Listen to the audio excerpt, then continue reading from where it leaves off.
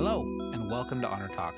This is the podcast where we explore the legacy left behind in the wake of organ, eye, and tissue donation. I'm your host, Bobby Gomez. Just a quick note, the views and the stories that are shared here are my own. They do not represent any specific organ procurement organization. Thanks for pressing play today. Now let's get started.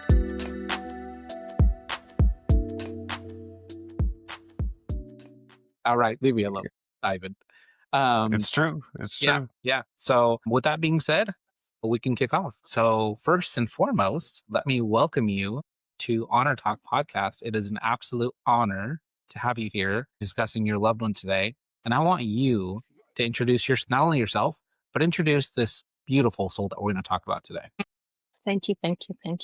Well, my name is Teresa Thompson, and I am the mother of 5 children, grandmother of 9. I love all my babies, even my extended ones. Marcus is my second born. I went girl, boy, girl, boy, girl. And so he's the oldest boy. He was a very quiet and pouty child. We kind of laughed when we looked at all of his pictures growing up through the education system. He's always sitting there, really stout, real serious. But as he entered into elementary and middle school, he became the class clown. Always the jokester, always laughing. Just a happy boy, happy young man. I kind of remember, one of my favorite Christmases, and I talk about it all the time, which were in the Christmas season. We would always have time with family. I've always spent time with family for the holidays. One year, Marcus, he wanted to open his Christmas gifts the night before. And I said, after the family leaves, you all can open your gifts. And he went and got everyone's coats and sat on the couch next to the front door. Get out of the house. He didn't say it's time, you don't have to go home, but you gotta leave. Yeah, it's time to go. He alluded to, you don't have to go, but it's time to leave. And he sat there with their coats, Marcus photobombed every photo that he was in. We would try to take, he would photobomb us before it was a thing, even to the point we had a holiday where it was all the women in our family were taking a picture. And then years later, we look at the picture and there's Marcus sitting at the table behind us eating a plate. It's like, even when he wasn't trying to photobomb us, he was photobombing. But photobombing us with a weird look on his face like, dude, really? It was hard to be serious. He was looking for that attention. Marcus. You're going to know I'm in this picture for sure. Marcus, when we talk about attention, I gave my mother the first and second grandchild. So Marcus was that little boy with the part in his hair, with his hair all slicked down to the side, with his Sunday go-to-meeting suit on. In every photo, Marcus had attention. Marcus was such a beautiful baby. Which, all mothers say their babies are beautiful, but Marcus was a beautiful baby. I've seen these pictures. Oh my God. So when we talk about attention, Marcus's presence commanded attention when he entered a room. His soul was so special. He was so special. And I would oftentimes tell him, you got to go back to school because your life is such a testimony to so many young people. You can reach so many people because he was in my spirit. I love to talk to people. No matter where I go, I am going to find out your life story. I love this. And I'm going to, when we're finished talking, we're going to, in the heat of COVID, we still hug goodbye. I'm going to hug you goodbye. I'm going to tell you, bless you. You said something to me when we did our pre-screening and it kind of stuck with me. And one of the things that you said to me was, I'm going to paraphrase here, but basically Marcus never met a stranger, and I'm still in that from Ivan, but he had that about him. And I'll let you get into his adult life and his adult story, but he touched so many people in so many ways. And he had a very strong impact. And I'll even go further. Even he's gone so much as imprinted on these individuals and in their life that they felt it a testimony to be able to come back after the fact to say their goodbyes, even though maybe he had a small window in their life. That window was bright with energy. So it kind of goes hand in hand with what you're telling me about his early life, being the class clown, being loved and coveted and all these things. But then it moved through into his adulthood, and he had this impact on people that I feel is Mhm. reverberated through to today. So you want to touch a little bit about what adult life looked like for him? I do. Marcus, okay, he wasn't an angel. None of us are. None of us are None of us angels, are. okay? Everybody has their own stuff. Yeah. He bucked the system. That's my way of putting it. He bucked the system. He did spend some time incarcerated. The calls and visits that I received afterwards spoke a lot to how he motivated people to change their lives. I received calls from young people saying, I just got news on the yard that Marcus passed away. And let me tell you, when I got here, I had nothing, and Marcus helped me. Marcus took care of me, and Marcus gave me a book. And I still have this book that Marcus gave me because Marcus loved to read. Marcus was the motivator of the family. Whenever one of his siblings said, man, Marcus, I can't believe this happened to me, Marcus would tell him, square your shoulders. And there was something Jordan said. Jordan said, and he kept saying, he can't be gone because he's my hero. He's my hero. And then he said to me, he said, let me stop crying, because if Marcus was here, he'd say, man, square your shoulders. We Teresa's kid. Stop crying like a big baby. And he stopped. He stopped crying because he said, I got to stop crying for Marcus. Marcus motivated and brought so much good out of people. My middle daughter, Deshawn, she said to me, the greatest thing I can think of Marcus is Marcus said he was a scholar, but he was a research scholar, because he's that person that if you say, man, did you know that the sky was blue today? He'd say, I'm not going to believe you. I would research it for myself. Marcus was a researcher that it didn't matter what it was. He had to research it. He researched it to the point that in speaking Spanish to individuals while he was incarcerated, he realized that there was different dialects of Spanish.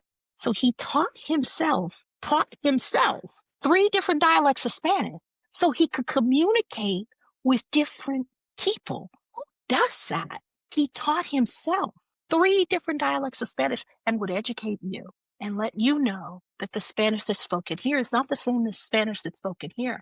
Don't get it mixed up. He would educate you. So we had an interview. We had an opportunity to speak to Ron Gardner last week, and he said something.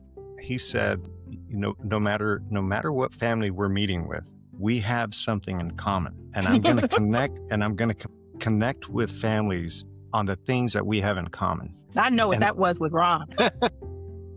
And I got to tell you, one of the takeaways from meeting your family and talking about Marcus and getting to know a little bit more about him, and I didn't pinpoint this until now, he was the true essence of what it means to be a Renaissance man. That ability to cross all lines and all areas of life, and to be interested and curious and to want to learn and to research. Yeah. I mean, clearly that comes from the family, but the awe of hearing his story in the moment, because I remember hearing all of these things at the hospital and being fascinated, right? And thinking, my God, this man took up another language, was somebody to all people, right? That he came into contact with. We had the pleasure, Ron and I had the pleasure of getting to know your family and being able to celebrate Marcus's life at his services, right? And we got to see the direct impact on the people who loved him and that he loved. And the takeaway for me is we were in the presence of a man's life who set himself as a Renaissance man. And part of the beauty of this podcast for me is that it shows us the complexities of who the person is and was. It's more than the story of donation. It's a story of the life. Yeah. And that's what's beautiful about this. Yeah, no, and you did say that, and I don't want people to take this in any way, because it's just a product of life. Marcus had a stint that he was incarcerated. The incarceration doesn't define him.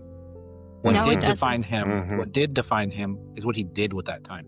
I take more from that in value as to what he did with his time as opposed to what got him in that place. So you said something about him being a guardian, an overlooker. You sent me Yeah. a lot of pictures, and I'm going to share those pictures, and you can see them here. In these pictures, as I look at these pictures, I noticed that part of it is a product of how tall he was, because he's a tall guy. But in all the pictures, his poses, he's over the top of everybody. Even in the Holding our picture children. with all of his siblings, he's holding them all together. He's the one that's towering over the top of them. You can clearly see he has like the wings of an angel that's kind of surrounding. And it goes back, even if you look at the younger pictures, where you can see how he is talking to people and how he holds himself in stature as he's explaining or describing something. So you can tell he was, he definitely was something of a scholar in the sense that he wanted you to be heard. He wanted to be that person that comes with knowledge that's based on facts. And it's evident without even having to talk to him, just looking at the pictures. One of the pictures that's going to be shown here, this picture specifically, you said this picture was taken 3 days before the events, the day that changed everything. I want you to tell me and just kind of describe what led up to this day. So my baby girl was turning 16, and I wanted a huge bash, a huge sweet 16 birthday party for her, to the point that we flew my middle daughter in town from Indiana with her 3 children. Everyone was required to be there. Everyone. We had it on a Friday night, and towards the close of the party, my oldest daughter is the one in the pink on the bottom, and she said, "Okay, everyone, get in close. Let's take our picture, the sibling picture." So that is a picture of all of my children. That picture was on Friday night. On Saturday was my daughter's actual physical birthday. On Sunday, Marcus had come to my house while I was asleep. I don't know what time it was, but he had come to the house where my middle daughter was staying with me, with her 3 children, and they were flying back home to Indiana on that Sunday. I got up like mommy always does. I cook. That's my thing, right? And so I got up, made breakfast for my 3 children, 3 grandchildren, and myself that were all in my home. Siblings hung out while I cooked. They ate, and as my 2 boys were, Jordan and Marcus, were going to take Dijon back to take her to the airport. That Monday was Jasmine's physical 16th birthday, and that Tuesday, Marcus took his last breath unaided by machine.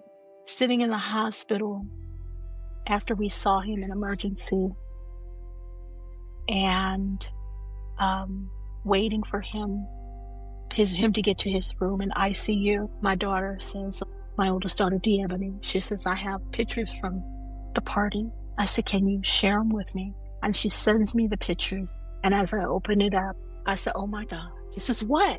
I said, "He has a halo over his head." Just says a halo. And she looks, she says, "Oh my God, that's the chandelier." So he's standing there leaning over his siblings, holding on to them.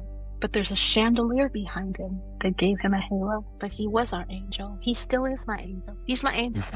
It's beautiful. He's my angel. If you don't mind me asking, because I think it's valuable, there's an epidemic in this world right now, and it's not the best one. It's affected a lot of people in a lot of ways. I won't get into my story because this is not about me, but it's affected even my personal family. Can you share with us, why was it that Marcus is no longer with us? Yeah. Marcus was 2 weeks from being released from custody, and a one-man party. He died of fentanyl poisoning. Without going into why exactly he was down for 45 minutes before getting help, because I did ask God for forgiveness and acceptance. And I think that that's important mentally for us when we're going through something that could have gone another way if someone had reached out and asked for help. I think the biggest part is asking for forgiveness and acceptance. I'm a Christian, and I ask God to give me forgiveness and acceptance, and I believe He's given me forgiveness and acceptance. But Marcus is no longer with us because of fentanyl poisoning. We know it's out there, and when you have a craving for something, no amount of it could be your last puff is going to deter you from doing what you want to do. He was aware fentanyl was there. He wasn't aware that what he had fentanyl in it. Yeah, that's the epidemic. That's the epidemic. That is the epidemic this country is facing right now, and it's sad because I see this far too often in the OPO world, in what we see in organ donation through the organ procurement organizations, and just speaking with friends and colleagues from other areas of the country. This is not just Mhm. one area of the country. You can't say, oh, it's just up north or it's just down south. You can't say it's Wow. just on the East Coast or out in California. I mean, this epidemic is across the country. I can't say enough about it to say, if nothing else, if you take nothing else, when it comes to at least this pathway, mind your kids. It's in all schools. You don't have to be an Mhm. adult. This was an adult that we're talking about. Marcus was an adult at this time, but I have seen children that were handed things in school where it ended up having fentanyl in it. So be careful Right. out there. I mean, Teresa, there's a societal stigma on the idea of fentanyl and how people Mhm. end up in a hospital Mhm. and why they ended up in a hospital. And that stigma, there's a lot of judgment behind that stigma, right? It People is. people people think, oh, this is because of a broken home or because they were Mhm. lacking in love, or they come up with all these ideas of why they think it happened, right? And when I showed up to the hospital, the number one, I met a family who is love in abundance. And when you want to talk about family unity, right? I mean, God.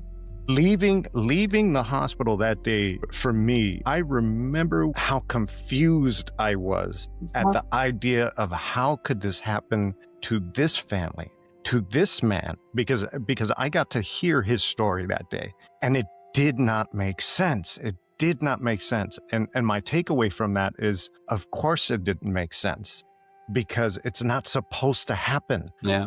Yeah. It's not supposed to happen. And as a society, we have all these ideas of who it happens to, and it's not that. It affects everyone from every walk of life. It's absolutely. Ivan, what you're saying on so many different levels is so true and so accurate. When I went to the luncheon that's in April for the donor family, I ran into people that I met in the Facebook group, not knowing how their loved ones passed away. And I was shocked how many young people had died from fentanyl poisoning. And we're talking Democrats, we're talking Republicans, we were talking Black, we're talking white, we're talking Hispanic. It wasn't prejudice. It loved everyone. It Mhm. loved everyone. You also talk about that stigma that comes along with a drug overdose. And if I may say that Summit Hospital was amazing to us. The hospital was amazing. We had love poured on us from the hospital. We had one situation where a doctor treated us unkind. I had to say to that doctor that my family is a highly Christian family that loves on each other. We love not only on each other, but we love on you. And I forgave him for being unkind and asked that he didn't see my family again, which they assured me that his job was done. I didn't have to see him anymore. And the love continued to flow to the point that as time was coming to a close, I remember sitting with Ron one day going over something and a nurse coming up and standing in front of me. And I said, yes, how can I help you? She says, I'm getting ready to get off shift and I probably won't see you because I won't be here tomorrow and I probably won't see you and your family again. But I wanted to let you know how much I love your family and how much the love that you poured on your son has affected us.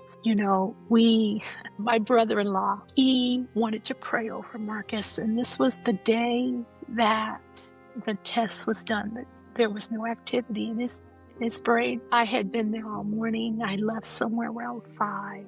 And then my brother-in-law came, Jerome, who married to my sister, and he wanted to pray over my son, but he didn't have any blessed oil.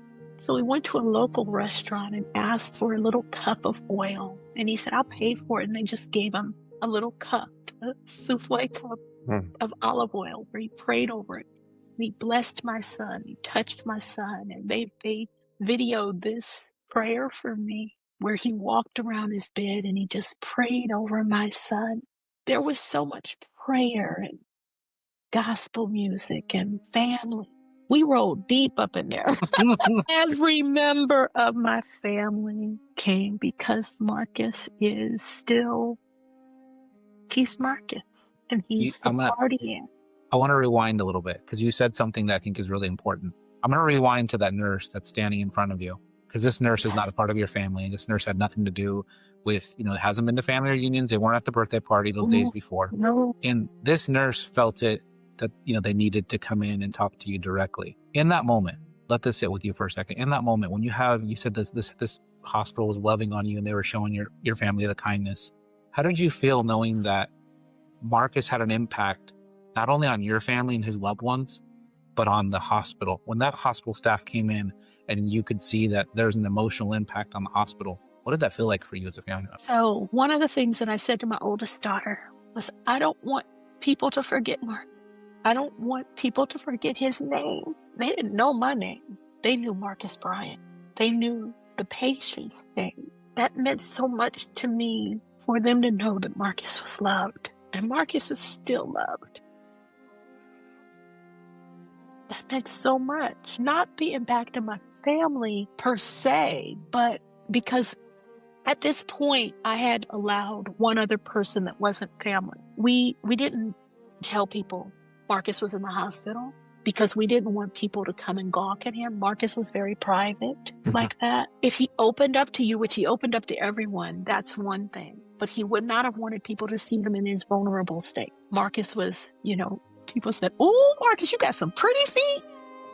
Everybody said his feet were pretty. His hair, Marcus, you see people with dreadlocks and they're not well kept. Marcus's hair was always kept, to the point that I had his daughter's mother twisting his hair while he was in the hospital, keeping his hair together. We kept his face clean. Marcus was very, very clean and vulnerable in that state that he was in. So we didn't let people come in, but we let one other group come in. I called it a social club. I'll go ahead and say it, but they were his Kumi friends. And so Pan-African people came in. And so I let them come in. But what the nurses saw was a family that loved on him. And it takes a special kind of person for that many people to love on him. So that meant so much for me, for them to see him being loved on. Marcus was never alone, because at the point that it was deemed that he would be a donor, his brother spent the night with him. And I came in the morning and we talked to him. We carried on conversations with him. I read Langston Hughes to him. I sang songs to him. And so he was never alone. He was on FaceTime with his cousin Brianna in London. He was on FaceTime with his sister in Indiana. He was never alone. From my perspective and looking at the pictures that you shared with me and hearing what you just said about the connection that this hospital had to him, outside of the beautiful family that you had, the connection that was obviously palpable from even outside the room. If you're watching this on YouTube, you can see this picture right now. There's a picture where you guys shared memories and photos of him, and those things being brought into the room and allowing staff to see how this person in the bed lived can really have an impact, because it's a connection that staff is normally not afforded. They see this person that's laying in the bed and that's all they're afforded, and they're told stories. But you've heard this before, pictures worth 1,000 words, and there was multiple pictures. So to be able to see how Marcus lived can have a much deeper impact on the hospital, on the care, on everything. So it is absolutely beautiful. And I just thought, what a great way to show your hospital partners and your hospital staff and the physicians, the nurses, the RTs, everyone's coming into the room, what this person really looked like in life as they thrive and how they live. Just want to say about those pictures. I brought those pictures in and I laid them down on the table that goes over the bed. I came back and they were pinned up on the wall. So someone, not pinned, but tape, his nurse came in and put those pictures up on the wall. They took the time. Yes. They took the time to put those pictures. I had them laid out. But they came in and taped them up on the wall. Yeah. So I have to, going back to that space and time, Bobby, being a designated requester, being the individuals that walk into a hospital to speak with a family, when you walk into a unit, there is an intuitive feeling in us, right? So I personally ask myself, what does this feel like right now, right? Because that feeling is going to be felt by all other healthcare workers, right? Sometimes I walk in And I could feel when the healthcare staff are scared of the family. I walk in and I can feel that the healthcare staff are worried about the interaction between the organ procurement team and the family. That's to say that when a designated requester walks in, there is an intuitive feeling of what the unit is going through at the moment. Every time I walked into that unit, I could feel the love, not only that was coming from the room, but that was coming from the healthcare workers and how they felt about your family. And I can say this wholeheartedly, that that's not always what you feel when someone is losing a loved one, right? And with that, I want you to know something that I haven't shared with you, Teresa, is that what you said to me on the very first moment, and you reminded me of what you said. You reminded me, but I need you to hear this from me. After Marcus's death, anytime I walked into a hospital and a doctor would say to me, well, you shouldn't meet with this family because they're not ready to have this discussion, or a nurse or a social worker or someone would place an obstacle in front of me, I would say to them, you know, I met a mother once whose first words after I disclosed her son's registry status was, "Thank you, Jesus." We don't know how the family's going to react. And the possibility I have seen, and I have heard it directly from a mother who said to me, "Thank you, Jesus," when I disclosed the fact that her son was a registered donor. So I can't be scared of walking into that room because I know and I have witnessed the possibility and the goodness of what donation can mean for families. As much as hospitals have wanted to block my interaction with a family, as much as obstacles have been placed in front of me, I want you to know, Teresa, that you have been a catalyst for walking into rooms to serve families. You and Marcus have made an impact not only in the lives of the people who have received the gift of life, but on the families who deserve to have somebody interacting with them. Because you said to me, "Thank you, Jesus. I cannot thank you enough for giving that gift and for taking that and putting it into my heart, because it has made me fearless in those units." That's so well put. How do you think that Marcus would feel knowing that he helped others? If you can't, I mean, just in listening to this podcast, you don't need to answer that question. But that's exactly where I was going, was with what Ivan just brought up. Can you tell us in your words in that moment? So you're sitting there, you guys are praying hard over Marcus and you're loving on him. And in walks the organ procurement organization. What did that feel like?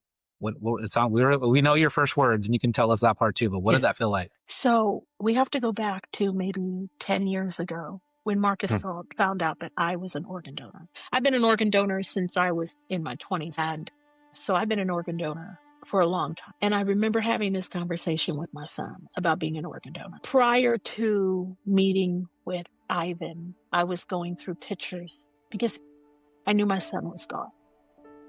Again, I prayed and said, God, however you give him back to me, I'll take him. But give me acceptance and forgiveness. In going through pictures, I ran across, always having mommy do something. I had a copy of his driver's license. And in the copy of his driver's license had his donor sticker on it. So I knew my son was a donor prior to meeting Ivan. But the unkind doctor said to my children and I, his heart is no good. It's been damaged. His heart is no good. He didn't touch on brain damage. He touched on my son's heart was no good. So Ivan walking in, he told me my son was not garbage. Ivan gave me my hope, gave me my son back in another way.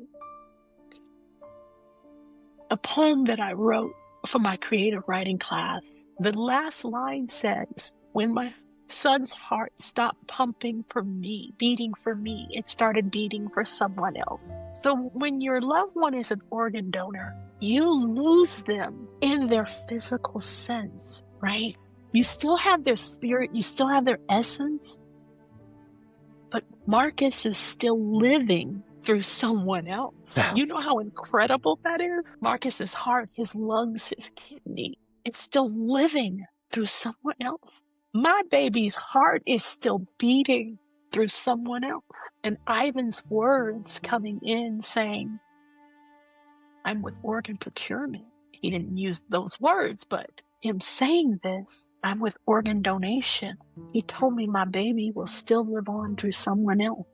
That meant so much to me. The person who received his organs may not know his name right now, but they know that they're here, still breathing because of a gift of someone else. It means so much. As a loved one, as a parent, I carried that boy in my belly for 9 months and he's still living through someone else. No one can take that from me. Teresa, the black and brown communities, and I'm sure I could say this about other communities, but I want to focus on black and brown communities and our thought processes around the concept of donation, right? We have a lot of feelings about it, right? Yeah.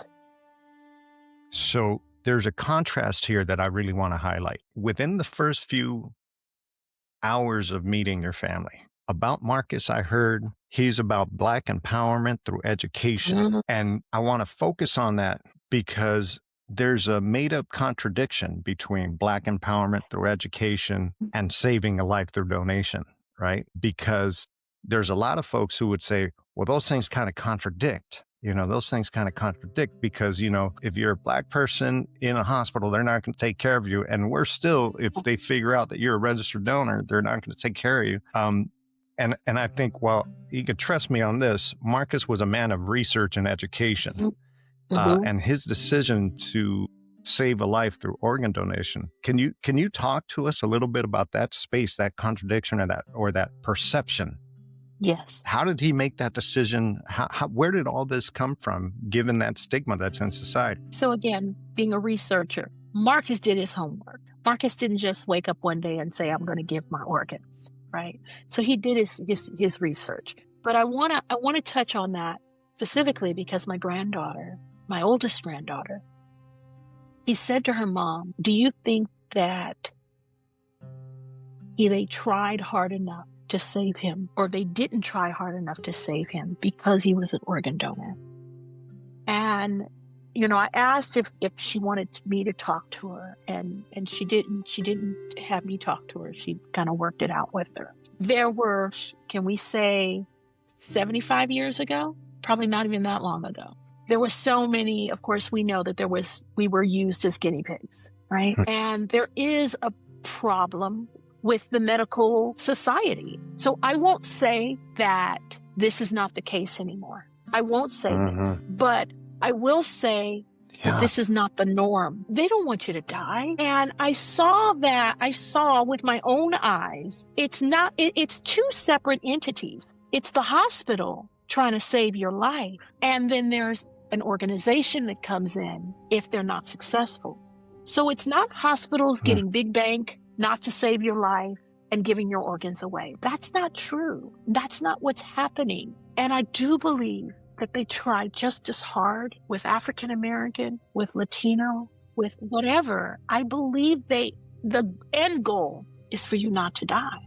But if they are unsuccessful, you are treated with the utmost dignity. I believe that. You are treated with the utmost dignity because you're still alive. You're still treated humane, still treated with dignity. And I think that Marcus did do his research. I believe he did his research, as I did my research. And again, I've been an organ donor for a lot of years. I want to touch on this.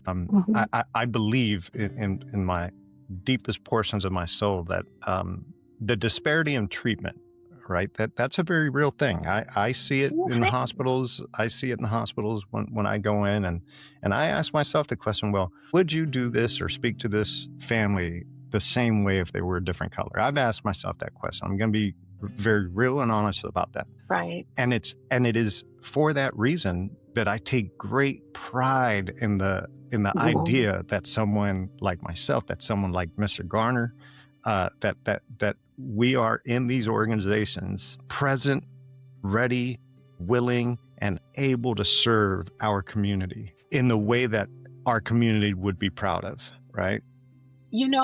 I want to say this real quick, Ivan. At no time was anything pulled back from Marcus. The one Mhm. thing we have to identify is Marcus was down for 45 minutes before someone came to him and started CPR. And shortly after she started CPR, the ambulance, the fire department came. Marcus was gone already. She said his lips were blue. He was gone. They restarted his heart.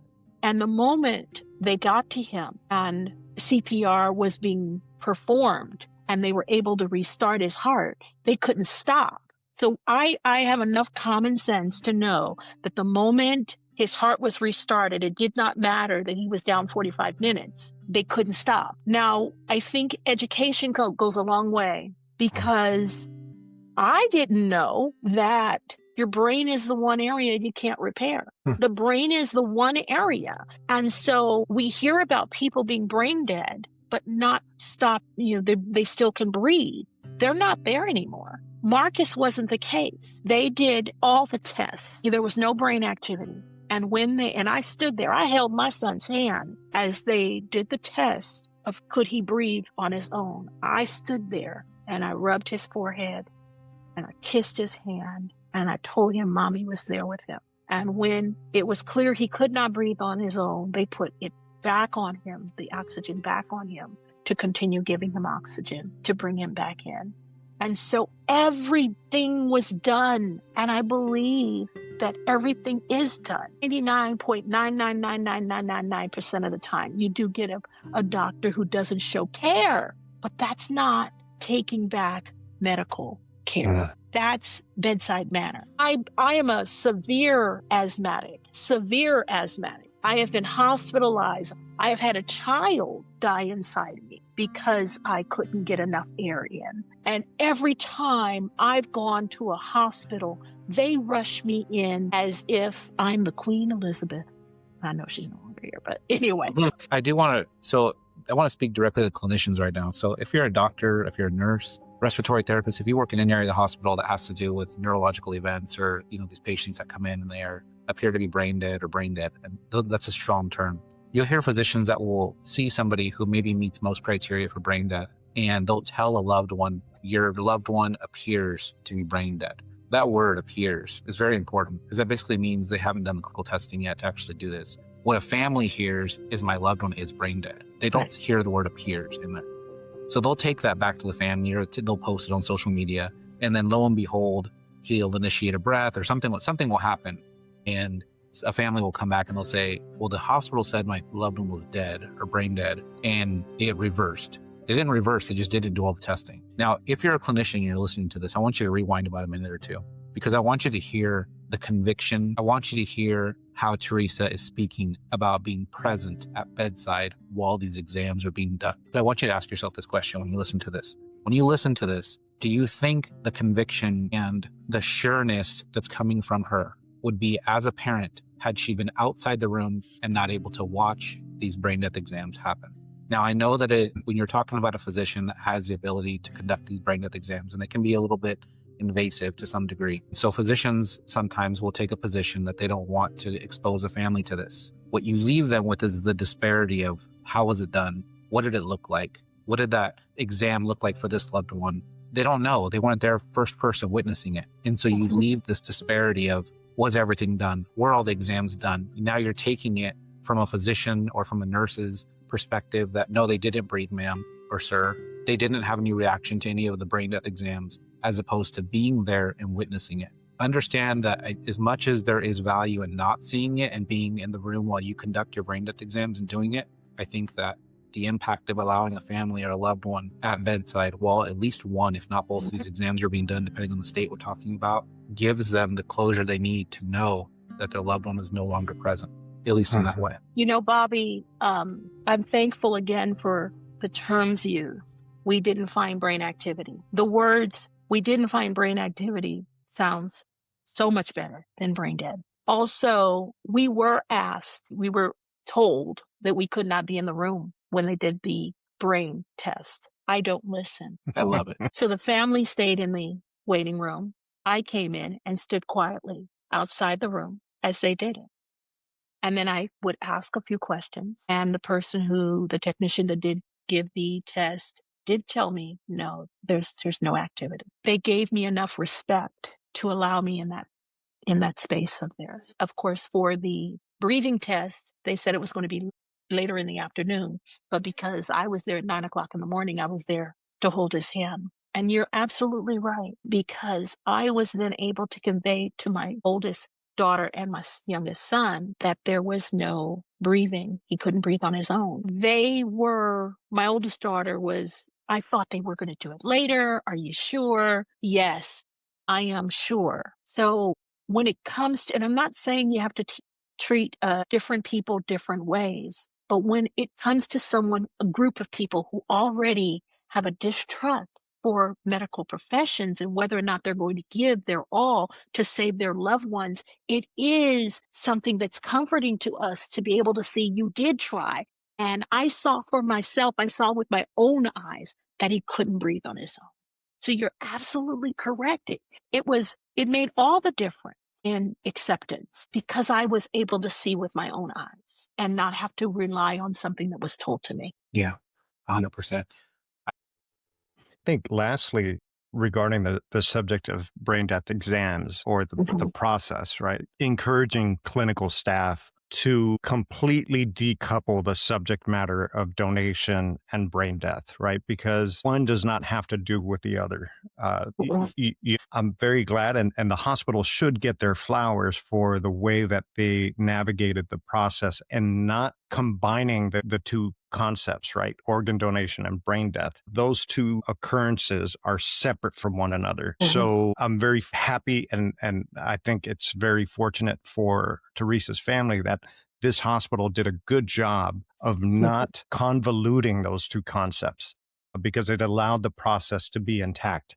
The hospital does their part in this, and the organ procurement team, we do our part. So Mhm. I'm glad, and the hospital should get their flowers for that. Yeah. Well, I mean, listening to how this progression went, and how the staff came in and obviously had a new found love for Marcus, I know that there was some honoring of him. So as the brain death exams ended and donation was brought to the table, he had a few days where they optimized everything and, got those organs ready for their next home, and who they were going to save. And moving from that space onto the operating room, what did that honor and love look like from the hospital and from the OPO? What did that feel like and what did that look like? From Royal Ambulance on, they were so special. Royal had called us in. My baby boy actually helped pack his brother, get him out of the one bed into the other. I believe in taking an active participation in this. He was able to share something with his brother, walking along the corridor and seeing people stand up. And, we see this on Facebook, but to see this for myself and to send Marcus on where we were at, they couldn't do the organ donation, the gift in the hospital. Everything didn't kind of work out where we could do it in the hospital. So we actually had to go to the offices, the operating room, and was that San Ramon. San Ramon. There you go. San Ramon. Again, so much love was poured on us. The doctor stood by as we said our goodbyes to Marcus outside the operating room. They just stood there. They allowed us that space to hold him one last time. I have this picture of Jordan putting his face to his brother and kissing. And that picture is so special for me. The video, I don't know who took the video, but I could hear, I'm so proud of you. I'm so proud of you. And I don't know if it was my voice or if it was my oldest daughter's voice because we sound so much alike, but hearing, I'm so proud of you over and over. I'm so proud of you. This is a gift that was given to us. This is a gift. We had the opportunity to say so much to Marcus, things that Marcus knew already, but we were able to say them anyway to him. And this was only made possible because he was a donor. And I don't think people understand that when your loved one passes, how fast you have to leave the hospital. I received 10 days. I had 10 days with my son. 10 days. I found it was 3 days before he was declared, and 7 days after. I had to love on my son and tell him how much I loved him and how much I'm going to miss him, which I do. I miss him so much every day. We just celebrated 2 of his children's birthdays. I mean, he's a father of 3. And Khalees's birthday was on the 10th, and little Marcus's birthday was on the 13th of December. He's missed every day. Yeah. Teresa, I want to talk a little bit about timeline. Organ procurement organizations throughout the country, they have very different timelines for how quickly they can make donation happen. It ranges everything from 24 hours to 72 hours. I want the listeners to be able to identify that 10 days as an extraordinary length of time for any organ procurement organization in this country, right? There's a lot that goes into it. The donor stability, the hospital resources, the family's ability to be present during all of that time. During our conversation, I recall a moment where the family said, please work as slowly as possible for this moment, right? This is an organization who in this moment purposefully worked as slow as they could to give the family the time to process what was occurring. And for that, I think it is important to say that in that moment, the organ procurement organization, Donor Network West, was obliged to do everything possible to provide service to this family. And in that moment, what it meant was moving as slowly as possible to allow the family the time that they needed and to consider the hospital partners and everything that goes into that. So to the listener who heard 10 days and said to themselves, oh my God, that is a long time, the listener should know that that was a purposeful extension of time from an organ procurement organization, which is not always possible for an OPO. But in this case scenario, Donor Network West really did go above and beyond and trying to meet all the measures necessary. So for that, it's important for the listener to hear that. I think that's how every OPO should operate. I mean, we're trying to save a life here. That's the goal here, is to try and extend the gift, extend the legacy as best you can, but with due regard to the family to make sure you're not doing harm. And every family is different, right? So some families are saying, go as fast as you possibly can. I want this done tonight. And some families, like you yourself here, for Marcus, it was an extension of time, and that's a family-driven process. So it was a little bit more than that also. So, because again, I was in the room every day. So everything that Marcus went through, I was there with him. We had 3 days, so Tuesday to Friday. Okay. Friday, we find out. Saturday, we met with Ivan to sign papers. And Ivan specifically said to me, how fast do you want this process to go? We said slow enough to give us time to love on him, but fast enough where no one dies because they're waiting. At the same time, when he first went down, his heart was a little weak. We want Marcus's body heal. My oldest daughter says, look at his skin. His skin is so pretty. It got to the point that we had to shut the curtain because the nurses would walk by and look at how pretty he was. That's a real thing. Pretty. That's a real thing. We shut the curtain. My daughter said, if one more nurse walks by and looks at my brother, I know he fine. I witnessed that. That was amazing. They were looking at him. Ooh, and even my favorite nurse of his, she came in and she said, Marcus, you are just too handsome for this. We're like, okay, now, girl, calm down. Easy now. But while it was 10 days, it did take, and took him out for testing. I believe the testing was on his kidney in the OR. This is how detailed my notes are. There was a hospital that wanted to see a picture of his organ in the OR. Before they accepted.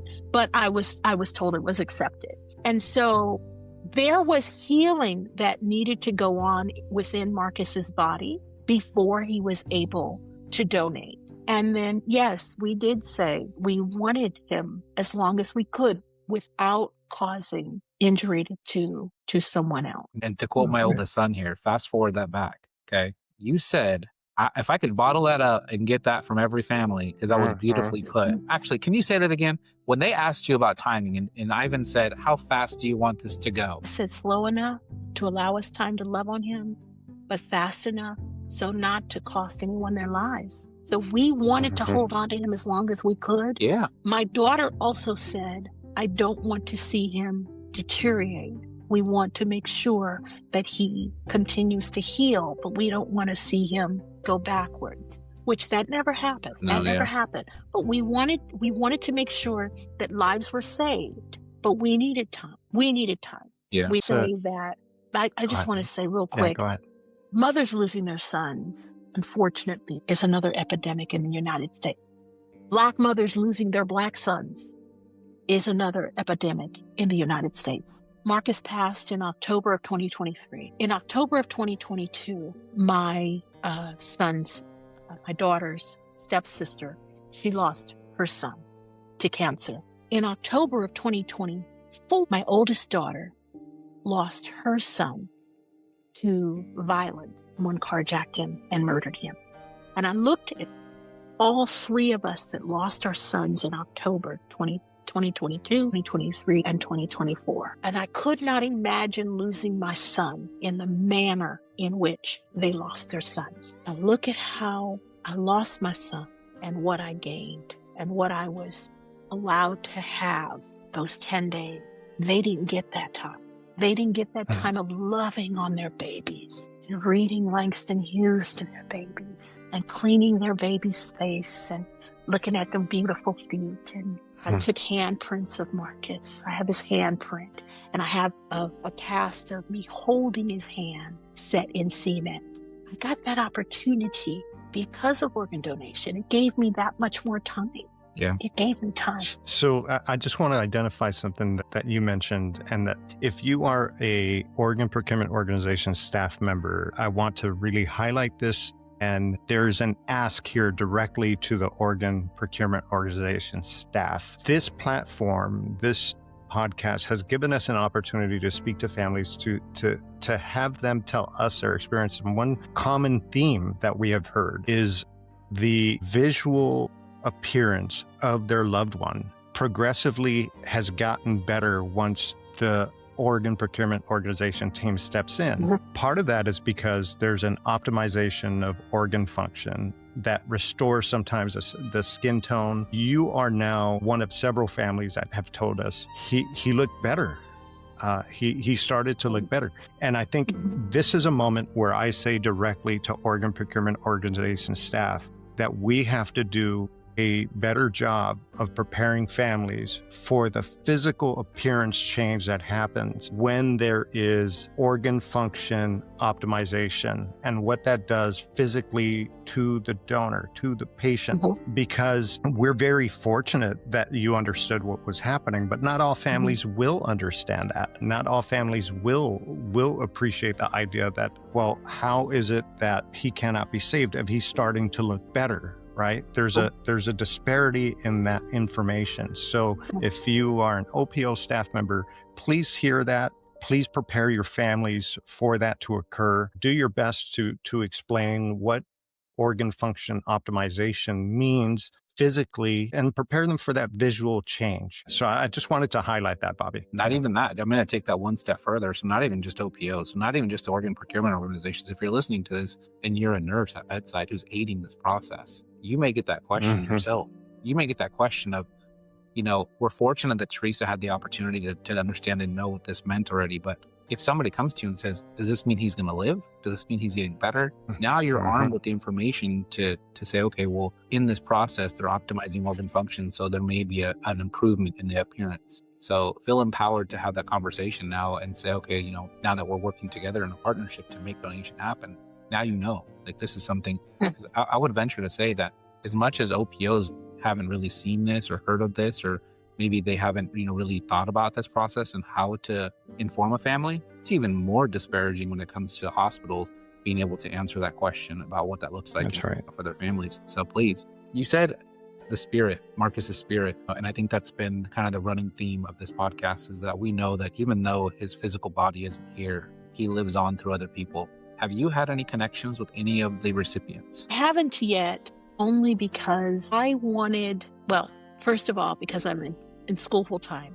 So with education and my nonprofit, my mind just couldn't go there yet. I believe I'm just now able to reach out to them because, October is a hard time for me. It had been. This was our first year that we actually celebrated birthdays, with my oldest daughter being September 30th, my youngest daughter October 2nd, and Marcus between the 2nd and the 6th. There was no birthdays, and mine is the 18th. And so we just shut down. This is our first year that we're actually coming back out and now living again, right? I wanted to be able to reach out to them and tell them, not only did Marcus do this, not only did he make this decision to be a donor and to help save your life, but this is what his life is doing as well. And so I wanted to specifically sow my energy, my time into my nonprofit, so that I can say to whoever these people that I'm reaching out to, that Marcus was so much more than a hero. He continues to save lives. Who he is and who he was continues to save lives. And so I'm just now ready to do that. Now, there's a series that I hope that once I get enough of this together, I can actually build an entire series based on this. And I wanted this to be as candid as it possibly can. So I don't want you to feel like you should have scripted something, because I want this to come directly from your heart. I'm going to ask you a question, and I want you to just answer it as candidly as you can. And I want you to just put it out there, okay? If there's a recipient that's listening right now, maybe it's Marcus's recipient, or maybe it's just a recipient. But let's just say, for this intent and purpose, it's somebody who carries a part of Marcus with them, somebody that you loved, and you know that it's allowing them to move forward. What do you want to tell them?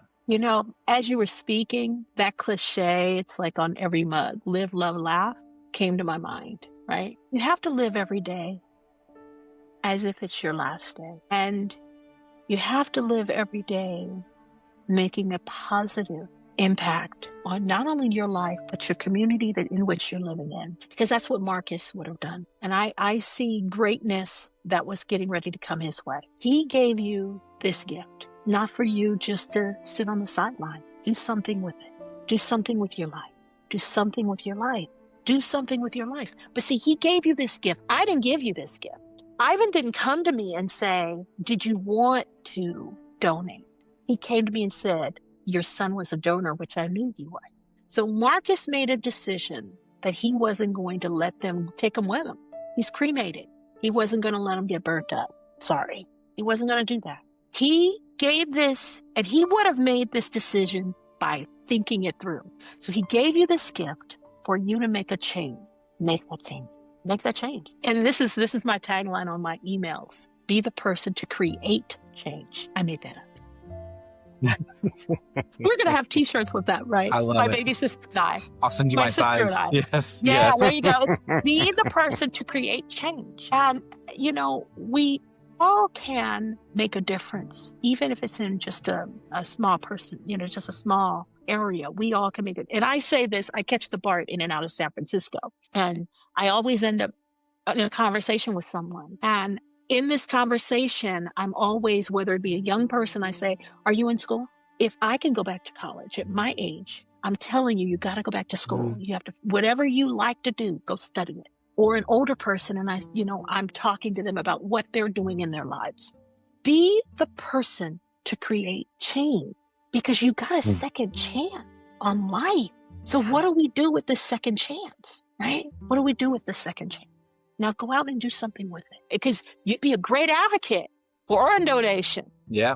Because I'm an advocate for organ donation. I didn't give, I supported the gift. And I am an advocate. I believe that we don't have enough talk about organ donation on our college campuses. And they like to, I say they, even though I'm one of them, they like to support everything. But no one's talking to them about organ donation. And that's the age that we need to talk to, because they are getting their points across. We're not doing enough on the campuses to talk to them. So somebody go out there and talk to them. No, Professors, everybody, go talk to them. That's right. With this beautiful gift that happened, and all the creativity that blossomed from this, tell us a little bit about where we are today, how are you honoring Marcus, and what does that look like? So, a few of the things that I said to Marcus leading up, I'd say 6 months before I had told him I had hit honor roll, and he said, "I know I got my smarts from my mama." Yes, he did. When I told him my plan at the time that he passed was I was in the process of getting my AA in creative writing. And I told him I was going to be going into one of the universities local to study English. That changed. I am a double major at San Francisco State. I study English education and creative writing. I'm slated to get my bachelor's this spring, and I'm applying for the master's program. I know I'm in. I know it. I know I got it. I'm working on my master's application right now to San Francisco State. I've been an advocate and speaking out again about organ donation. There was an article that was written by a gentleman, a reporter for San Francisco State, where they published an article about the fact that I created a nonprofit while a student at San Francisco State. And the nonprofit really celebrates Marcus. He had a huge tattoo right here on his arm. It was Yosemite Sam.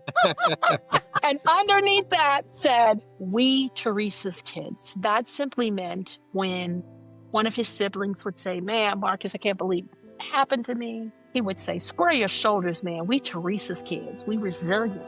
If one of his siblings would come to him and say, "Man, Marcus, guess what happened? Man, this is awesome," he would say, "Of course, man, we have favor. We Teresa's kids." So we Teresa's kids simply means that you bounce back, you push through, you endure, you persevere. Shortly after his passing, I told my baby sister I want to start an organization in Marcus's honor called We Teresa's Kids. I am a 501c3. We teach inner city youth how to read, write, and understand poetry. My current assignment, well, let me back up.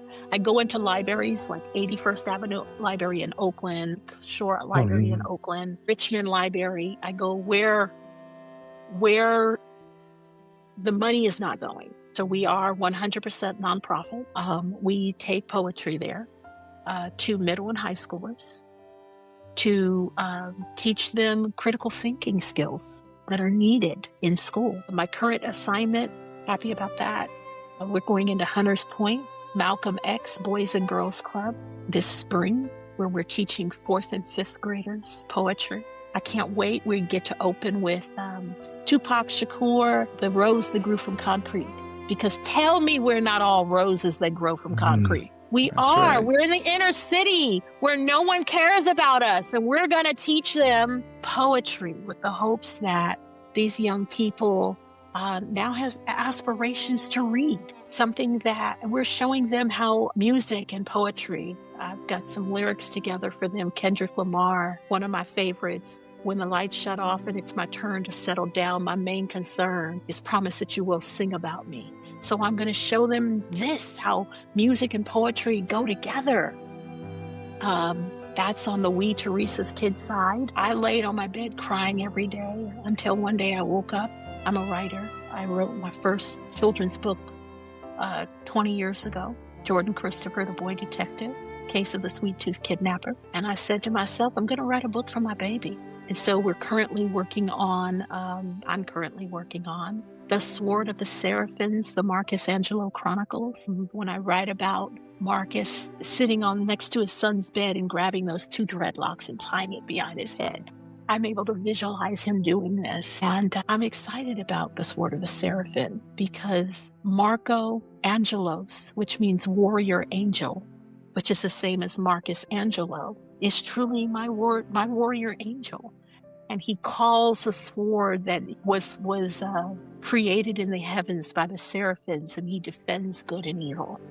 And so I'm writing about my baby being my warrior angel. And these are ways that we are celebrating Marcus, because I said I don't want his name to be forgotten. I don't want his name to be forgotten. And so I am mirroring one of my favorite poets, William Shakespeare, where he wrote, "As long as eyes can see and ears can hear, so long lives this, and this gives life to thee." I'm writing about Marcus, so as long as people read about Marcus, it will continue to give life to him. As long as people hear his name, Marcus Angelo, it will continue to give life to him. That's what we're doing for Marcus. I love it. I don't think anybody's going to forget his name.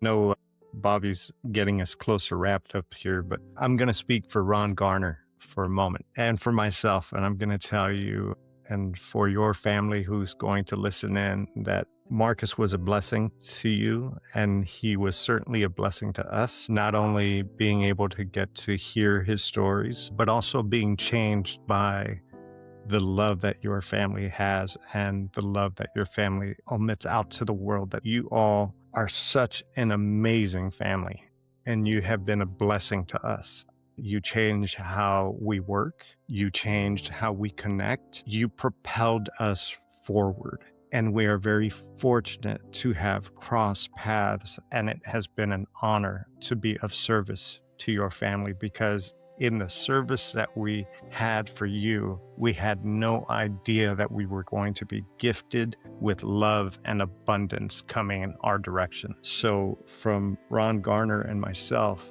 thank you. Thank you. You know, I want to, so we'll wrap up here shortly, but I want to close with something, you know, and looking at everything and kind of, you know, hindsight being 2020, looking back on these pictures, hearing these stories and seeing what it's done to propel you, your family, and Marcus's light forward. You're a beacon of hope.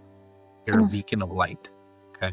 And in these stories, in these tales, and listening to your words, you can feel how deep of an impact this had on your family. When Ivan walked into this room and you said those words, when I heard your story and you came to me and you said you wanted to be on this podcast, I had a very similar reaction. Thank you, Jesus. So to hear that you had the same impact and the same response to donation was almost a light. It was almost a beacon for me to say, this needs to be our next episode. In that, you knew what Marcus's wishes were. You knew that he was an organ donor. You saw the dot well before that. Not every family is afforded that. Some families are sitting in a waiting room, possibly listening to this episode now, and they're wondering if organ donation is right for their family, if organ donation is appropriate for their family, not knowing and not having or had that conversation with their loved one. Knowing that if there's somebody out there who's listening right now and they're looking for the answers and they just don't know, and they're listening to your words, they're listening to this podcast, if you could speak directly to them and maybe they're wanting some guidance, what would you tell this family who's sitting there in the turmoil that most families are, and they're just asking for God or they're asking for Jesus to please give them some answers? What would you tell them? Marcus did not have a choice to whether or not he lived or died on October 3rd. He didn't have a choice. He did have a choice as to what happened to his body afterward. You carry your loved one in your heart.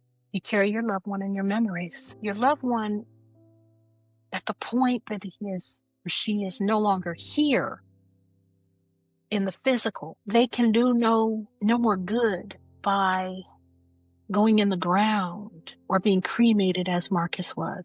They could do no more good. If they had a choice, consider what they would have done. Honestly, think about it. If you had a choice, if something happened to you and you needed an organ, would they have received that organ? And that's the thing that you have to think about. Would they have wanted you to live on through that organ? Now take that same thought, because that's real. Because there are people that say, oh, I would not want an organ, even if it would save their lives. But would they want you to live on through organ donation? Now, if your answer would be that they would want you to live on, if they would want to live on through organ donation, then you have to make the right decision. If they would want to receive, then they would want to give. Because you best believe I would want to receive. If it meant I would get 6 months more, I would want to receive. If Marcus had a choice of receiving an organ donation and living on, you best believe Marcus would have lived on, because he would have wanted that organ. We cannot keep that person's life going by holding the organ back if they are gone. Educate yourself now It takes 5 minutes to educate yourself, to be honest with you, to see that if you're brain dead, you can't reverse it. If they're gone, if they're gone, you can't reverse it. Educate yourself. You can't reverse it. So sending those organs to the garbage is not going to reverse it. My son lives on through his organs. My son lives on, and he saved 5 lives. Save a life. Save a life. Be a hero. I love it. I love it.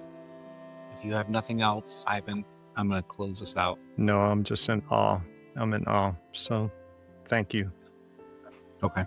Teresa, I want to say thank you. Also, in the show notes, we're going to go ahead and add all the links to We Are Teresa's Kids, because it's very important. So please help and support as best you can.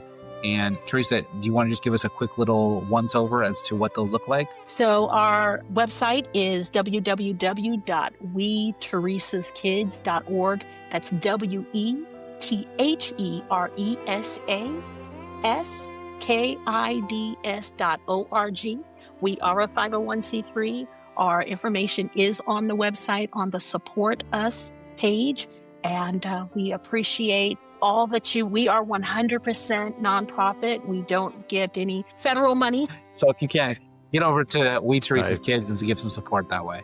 I can't tell you how honored I am to be able to tell Marcus's story. Your story reminds us that love and generosity live far beyond loss. This is Honor Talk. I want to thank you for helping us honor those who gave and those forever changed by their gift. Thank you so much. Thank you. Thank you so much, Bobby. Thank you, Ivan. Thank you for joining me today on Honor Talk. I'm truly grateful you took the time to listen and honor the incredible stories that remind us of how one life can impact so many others.